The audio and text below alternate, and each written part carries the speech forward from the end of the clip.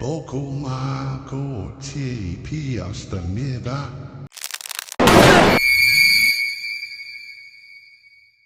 The rules were simple: play smart or die trying. When Harper Reed woke up in an abandoned warehouse alongside a group of strangers, she had no idea that survival would depend on something as small and innocent as marbles. But nothing about this game was innocent. Every challenge was a test of intelligence, strategy, and ruthless deception. One wrong move meant elimination, and in this game, elimination meant death. As the contestants struggled to outwit each other, alliances would be shattered, betrayals would run deep, and the true purpose of the game would reveal something far more terrifying than any of them could have imagined. Comment 1 to know the next development of the story. The sun hung low over the desolate cityscape of Detroit, Michigan, casting long shadows across the cracked pavement. A group of strangers awoke inside an abandoned warehouse, the air thick with dust and tension. Their memories were hazy. Some recalled being grabbed off the streets, others had been drugged in their homes, and a few only remembered stepping into a darkened alley before blacking out. Now they were here, in a place none of them recognized, with no idea why. The warehouse was massive, lined with rusted metal beams and broken windows that let in slivers of dying light. Against one wall stood a row of old televisions stacked haphazardly, their screens flickering with static before a distorted voice crackled to life. "Welcome, contestants." The voice was deep and mechanical, devoid of any emotion. The group exchanged nervous glances. Some had started whispering, others stood frozen. You have been chosen for a game of intelligence and survival. The rules are simple: play smart or die trying. A sharp mechanical whir echoed as steel shutters slammed down over every possible exit. The strangers were officially trapped. A woman with sharp green eyes and a streak of pink in her dark hair, Harper Reed, a former street hustler from Brooklyn, New York, stepped forward. "What the hell is this?" she demanded. Silence. Then the televisions flickered again. The screen now displayed a collection of marbles, bright, colorful, and deceptively innocent. Each of you will participate in challenges involving these marbles. Win, and you live. Lose, and, well, you'll see soon enough. A tall, broad-shouldered man with a southern accent, Jackson Cole, an ex-Marine from Austin, Texas, stepped up beside Harper. "And what if we refuse to play?" Click. A trapdoor beneath one contestant, a young man named Leo, snapped open. He barely had time to scream before vanishing into darkness. A faint, distant splash echoed through the warehouse. Gasps filled the air. Harper's fists clenched, while Jackson's jaw tightened. The voice returned. "Now that we've cleared up the rules, let's begin." The first challenge was about to start. A loud clank echoed through the warehouse as steel doors slid open, revealing a dimly lit corridor ahead. The flickering neon sign above the entrance read, "Round 1, Marble Count." The group exchanged uncertain glances before stepping forward, their footsteps echoing ominously on the concrete floor. Harper Reed took the lead, scanning for hidden dangers. Jackson Cole followed, his military instincts kicking in. Behind them, a nervous young woman, Emily Clark, a math teacher from Chicago, muttered calculations under her breath, trying to make sense of what was happening. As they reached the end of the corridor, the group entered a vast circular room lined with towering metal walls. The floor was smooth and cold beneath their feet. In the center stood a long wooden table, covered in hundreds of shimmering marbles, red, blue, green, and white. The static returned to the overhead speakers. "Welcome to Round 1. Your task is simple. Guess the exact number of marbles on this table. You have 60 seconds. Fail, and you will be eliminated." A giant digital timer on the far wall flashed to life. E0 59, E0 58, G0 57. Panic set in. Some contestants immediately started counting out loud, their voices overlapping in frantic desperation. Others tried grouping marbles into sections, but the sheer number made it impossible. Jackson clenched his jaw. This is ridiculous. There's no way anyone can count that fast. Harper's sharp mind raced. Wait, look at the colors. There has to be a pattern. Emily's eyes widened. Yes, the marbles aren't random. The colors might be grouped in equal amounts. She did a quick estimate, dividing the table into quadrants. 5, 4, 3. Jackson took a deep breath and shouted, 1,350. Harper followed. 1,360. Emily whispered, 1,345. 2, 1. A deafening buzzer rang out. The room shook as the floor beneath one contestant, a frantic businessman named Roger, opened up. He barely had time to scream before disappearing into the abyss. Then, silence. The voice returned. Congratulations. 3 of you guessed within the margin of error. You may proceed. Harper exhaled sharply. Jackson nodded grimly.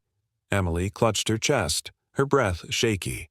The remaining contestants glanced at one another. Only those who could adapt would survive. The doors to the next round slid open. The next room was colder and darker, its only source of light coming from a row of hanging bulbs that flickered overhead. The air smelled of metal and dust, and a distant dripping sound echoed through the space. The remaining contestants stepped forward cautiously, their nerves still raw from the previous round. Harper's sharp green eyes scanned the area. The room was set up like an old gambling den, with a single circular marble board placed in the center. Around it were 6 numbered slots, each one large enough to fit a single marble. At the far end of the room, there was a massive steel door, no doubt leading to the next challenge. The mechanical voice returned. Welcome to round 2, the gamble. A digital timer flashed to life on the wall. 5 minutes. This game tests both your intelligence and your luck. You will each receive 1 marble. Your task is to place your marble into one of the 6 slots. If you pick correctly, you live. If you pick wrong, you will be eliminated. A tense silence filled the room. The contestants exchanged glances. That's it? Jackson's deep voice broke the quiet. Just pick a slot and pray we don't die? The voice continued. However, there is one twist. If more than one person places their marble in the same slot, all of them are eliminated. You may discuss your choices, deceive others, or trust in chance. The decision is yours. Choose wisely. A small drawer slid open in front of each contestant, revealing a single smooth black marble. The timer began counting down. EO4, 59. EO4, 58. EO4, 57. Harper gritted her teeth. This isn't just luck. It's a psychological trap. If we all choose different slots, we all survive. But if even 2 of us overlap, we lose people. Emily's hands trembled. How do we know which numbers are safe? A tall, bald man, Mason Grant, a Wall Street analyst from Los Angeles, stepped forward. We don't, but we can try to manipulate the odds. His voice was smooth, confident. If we each pick randomly, some of us are bound to die, but if we negotiate, we can maximize our chances. Jackson folded his arms. So what? We just talk it out and trust each other? Mason smirked. Trust? No, but we can at least be smart about it. O4C. O3.59. O3.58. Tension filled the air. Harper narrowed her eyes. Fine, I'll take slot 1. Mason leaned against the wall. I'll go slot 6. Emily bit her lip. I'll take slot 3. Jackson hesitated, then nodded. Slot 4. A nervous man, David, a paramedic from Seattle, wiped sweat from his forehead. I guess I'll take slot 2. That left one contestant, Renee, a sharp-eyed woman in her early 40s, wearing a navy blue business suit. She remained silent, her gaze darting between the others. Harper frowned. Renee, that leaves you with slot 5. Renee let out a slow breath. And if I say no? If I pick one of yours instead? Mason's smirk faded. Then you're gambling with more than just your own life. The room fell silent. 02, 59, 58. Finally, Renee nodded. Fine, slot 5. One by one, they approached the marble board and placed their marbles into the numbered slots. The moment the last marble dropped, a mechanical whirring sound filled the room. The lights above flickered. The numbers on the wall glowed red. Then the voice returned. Processing results. The contestants held their breath. Click. The steel door at the far end of the room slid open. Congratulations. You have survived round 2. Proceed. Harper let out a slow exhale. Jackson rolled his shoulders. Emily nearly collapsed with relief. But Renee? She smirked as she walked ahead. Harper's stomach twisted. Something about that woman felt dangerous. And in this game, danger was just as deadly as luck. The group stepped into the next room, their nerves frayed from the last game. This space was different. A grand hall with high ceilings, walls lined with mirrors, and a polished marble floor that reflected the dim glow of the hanging lamps. In the center stood a massive circular platform, and on it lay 2 identical bags of marbles. Harper's stomach churned. This wasn't just a game of numbers anymore. This was about power. The voice returned. Welcome to round 3, the divide. A digital clock on the far wall flickered to life, displaying 10 minutes. This round is about trust, deception, and survival. You will divide into 2 teams. Each team will receive a bag of marbles. The game is simple. At the end of the time limit, you must present the exact same number of marbles as the other team. If one team has more or less than the other, all members of that team will be eliminated. The group exchanged wary glances. There was only one way to survive: cooperation. But could they really trust each other? The voice continued. You have 10 minutes. Choose your teammates wisely. The timer started counting down. 10 Inu. AO 9, 59. 9, 58. Jackson cracked his knuckles. All right, let's do this smart. We split evenly. Mason scoffed. Evenly? That's the first mistake. The second we separate, there's no guarantee the other team won't try to manipulate the count. Emily swallowed hard. We have to agree on how to divide the marbles. Harper studied the faces around her. This was the real test. Not just math, but human nature. Who could be trusted? Who was already planning to betray the others? Finally, they split. Team A, Harper, Jackson, and Emily. Team B, Mason, Renee, and David. 2 teams, 2 identical bags of marbles, 1 life or death decision, 0730, 07.29, 07.28. Harper's team stepped into a separate glass-walled room. Through the transparent barrier, they could see Mason and Renee talking in hushed voices on the other side. Jackson rubbed his jaw. We should just split the marbles evenly and stick to it. Emily hesitated. But what if they don't? Harper narrowed her eyes. That's exactly what I'm worried about. They turned back to Team B. Mason and Renee were smirking. Something was wrong. Jackson frowned. They're planning something. Harper nodded. Which means we have to beat them at their own game. Emily bit her lip. What do we do? Harper took a deep breath. We play dirty. She reached into their bag and removed 1 marble. Jackson's eyebrows shot up. You're seriously gonna cheat? Harper's voice was firm. They will. If we don't balance the game before they do, we're dead. Jackson hesitated, then nodded. 03 Hallro. 02, 59. 02, 58. The final minute was chaos. The tension was palpable as both teams stepped forward, holding their marble bags. The voice returned. Final decision. Reveal your count. Harper's team placed their bag on the table first. They had 100 marbles. Mason smirked and dropped his team's bag. Same here. The room went silent. Then, a loud buzz. The voice spoke. Incorrect. Team B has 101 marbles. Renee's smirk faded. Mason's eyes widened in shock. The floor beneath them collapsed. David screamed as they plummeted into darkness. The steel door to the next round slid open. Harper exhaled sharply. We made it. Jackson ran a hand through his hair. Barely. Emily wiped a tear from her cheek. We played smart. Harper's stomach twisted. Had they, though? Or had they just become the very thing they feared? The survivors, Harper, Jackson, and Emily, stepped through the steel door into the final arena. The room was unlike anything they had seen before. A massive glass dome encased the space with rows of empty seats rising high above them. It looked like an abandoned stadium, meant for an audience that never arrived. In the center stood a circular marble board, similar to the one in the second round, but much larger.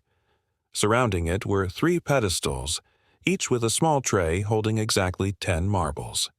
The moment they entered, the voice returned. Welcome to the final round. The last game. A large digital timer appeared on the far wall. 15 minutes.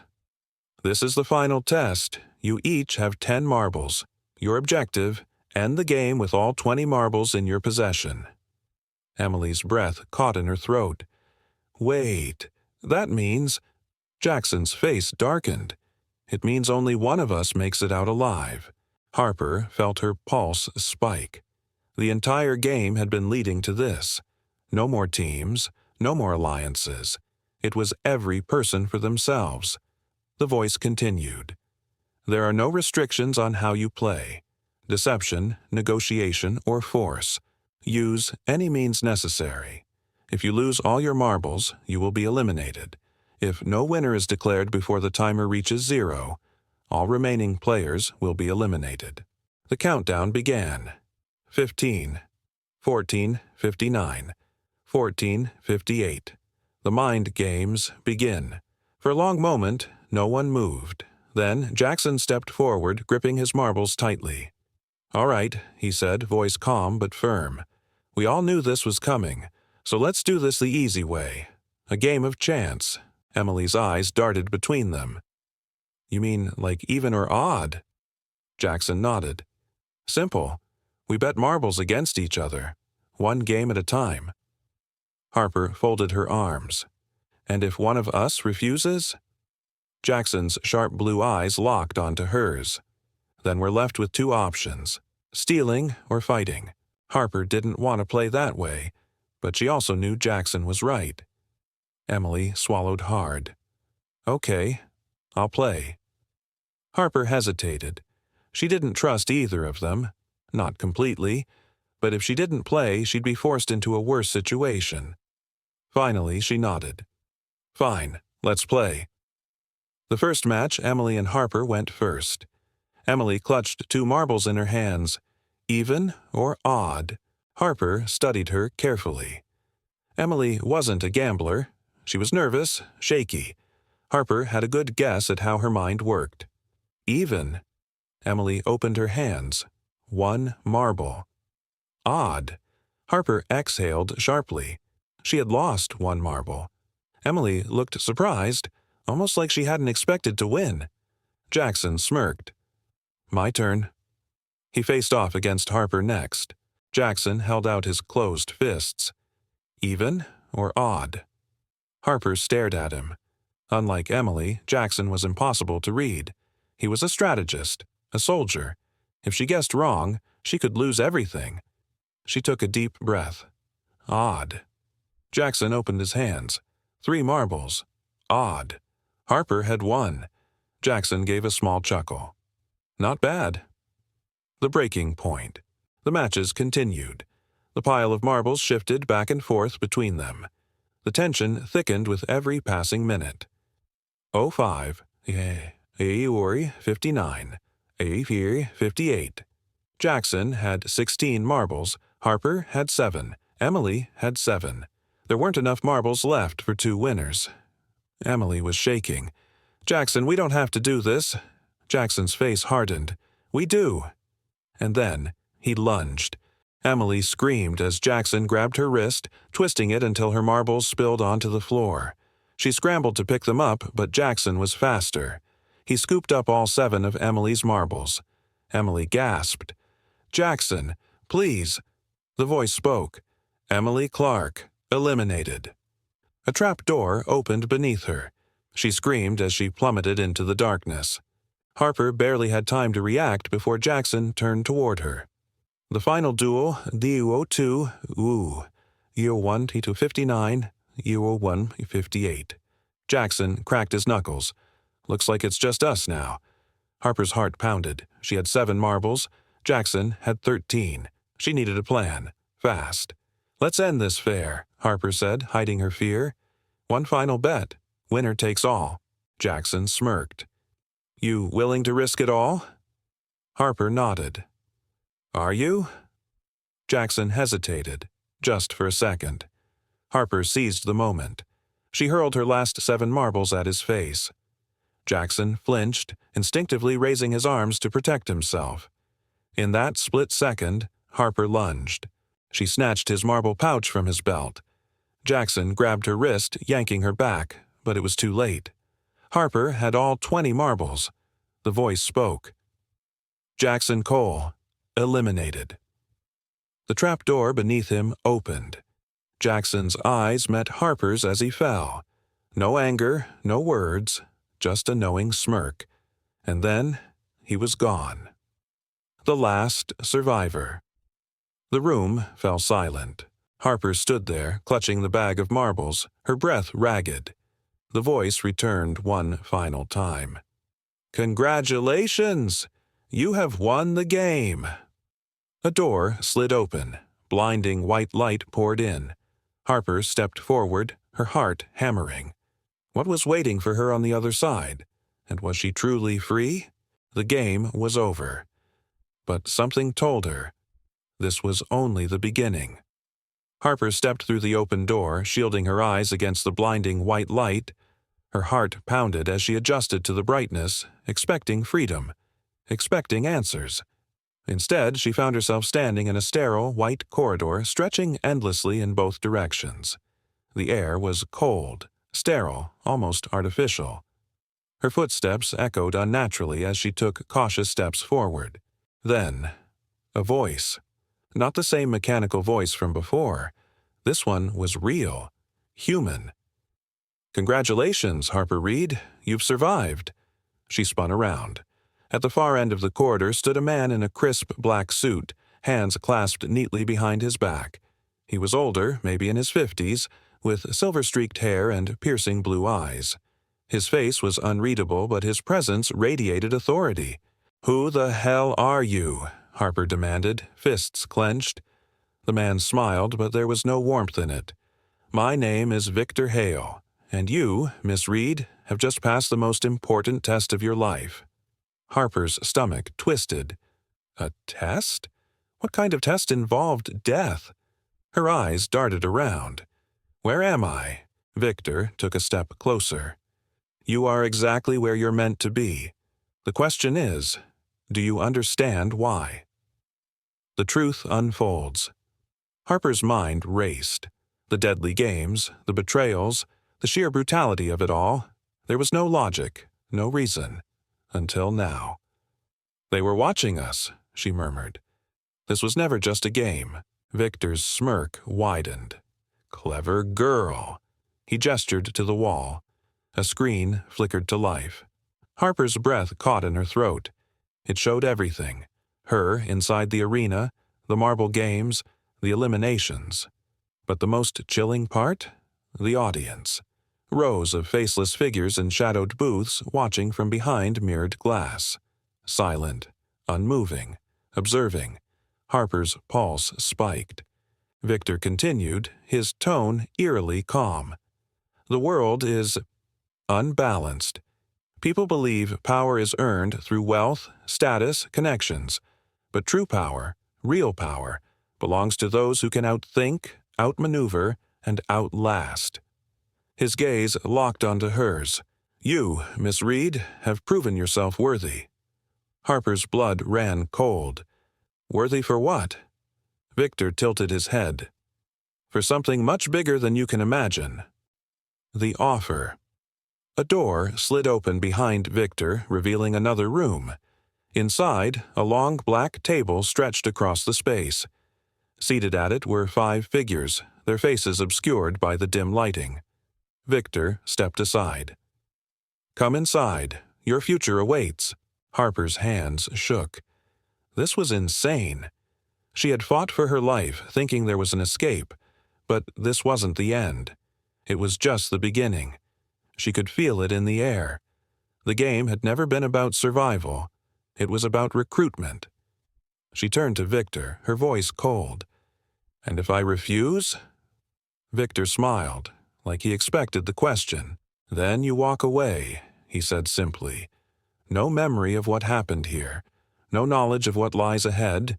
You return to your ordinary life, if that's what you truly want." Harper's heart pounded. Could she really just leave? Pretend none of this had happened? Or... She looked at the shadowy figures in the next room. She had won. She had outsmarted them all. And now, she had a choice. Step forward and learn the truth. Or turn back and forget. The final decision. Harper took a breath. Then, she stepped inside. The door slid shut behind her. And the next game began. Life is a game of strategy, not just survival. In a world driven by competition, intelligence alone isn't enough. Adaptability, trust, and calculated risks define success. Just like Harper learned in the deadly game, making the right alliances can save you, but blind trust can destroy you. Power belongs to those who think ahead, anticipate moves, and know when to strike or retreat. The modern world is no different. Whether in business, relationships, or personal growth, those who understand the game, read people well, and make smart decisions rise to the top. Survival isn't about being the strongest. It's about being the smartest.